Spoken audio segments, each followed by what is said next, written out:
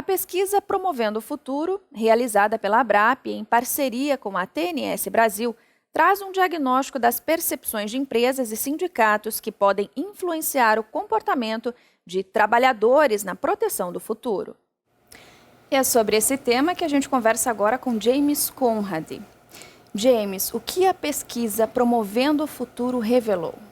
I think the future holds a lot of opportunities for us in this space.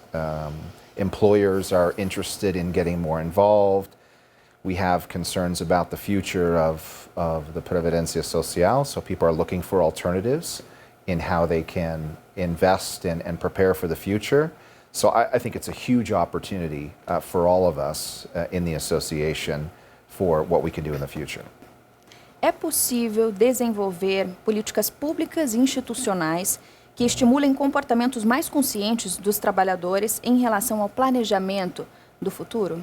Of course, they have a huge role to play. The biggest challenge that we face currently is education, and people are not sure about all the options available. So I think there's lots of opportunities in terms of tax incentives, in terms of making the process easier to implement.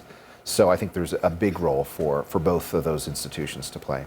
Além de divulgar a Previdência Complementar e a atitude previdenciária, como criar o engajamento de empregados, empregadores e o próprio Estado em relação à responsabilidade na construção do futuro? I think we need a campaign to help change perceptions in Brazil about planning for the future.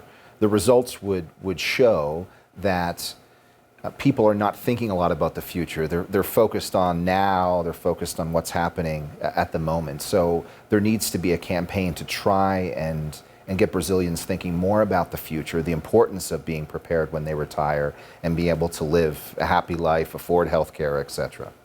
A gente pode dizer que só o aumento da expectativa de vida pode gerar comportamentos mais conscientes sobre o planejamento de vida de longo prazo? I think life expectancy is one of the factors, but there's also many other factors that influence. Healthcare is a big one, and being able to afford healthcare when they retire.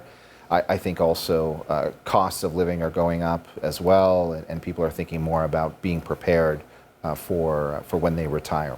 Que tipo de ações e soluções a construção do futuro deve combinar?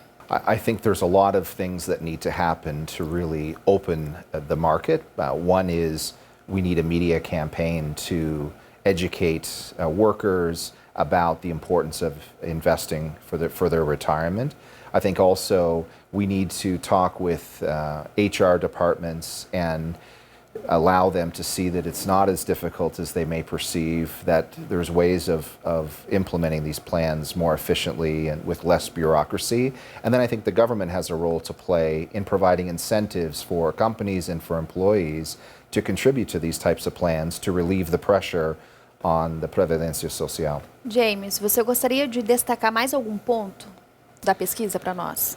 From my perspective, being a Canadian living in Brazil, I see culture as one of the biggest challenges to really move forward. And if I was, at the head of the association, I'd be thinking a lot about how do we change culture? How do we change thinking of Brazilians to think more about the future, to think about their retirement and the importance of being able to fund their life after work? I think it's a big challenge, but I think there's a lot of openness to doing this, and I think there's a lot of advantages for companies and employees to doing it. So it's a worthwhile cause, and I hope that everyone moves forward.